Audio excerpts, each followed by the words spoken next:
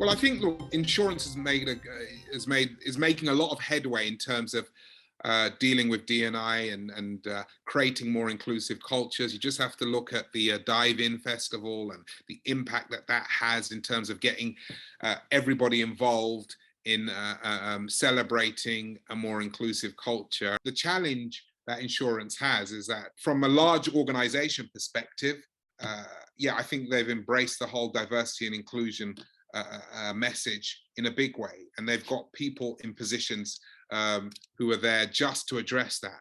But there are so many smaller organizations, particularly brokers, that just don't have those resources. And so I think insurance, the large insurance organizations need to take a bigger role in supporting the smaller brokers and medium-sized brokers who don't have the wherewithal to have the kind of and resources to allocate to D&I, and so don't understand it as such, as well as without being disrespectful, don't understand it from a workplace perspective, as well as their you know, the bigger insurance companies or the bigger brokers. They can broaden their channels of recruitment.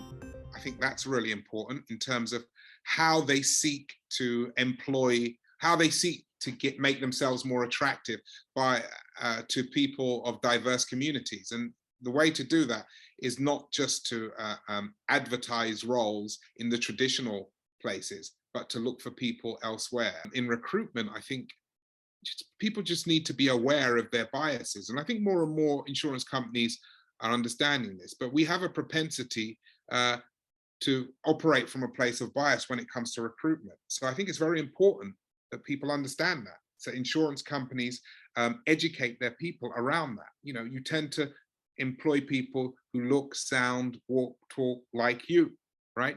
And as a result, we have a disproportionate underrepresentation of women in certain roles. We have a disproportionate representation of Black, Asian, minority ethnics in certain roles. And so I think what we need to do, what more and more insurers need to do, is make their people aware of their biases and ensure that they, through that awareness, they guard against that, they interrupt the bias in their recruitment process. Recognizing, though, you've got to do a job and you've got to get people, and so you need to balance that with being results oriented. But I think it's very important to not address the symptoms and alone and address the causes. And I think the causes stem from having what I describe, well, four things in place.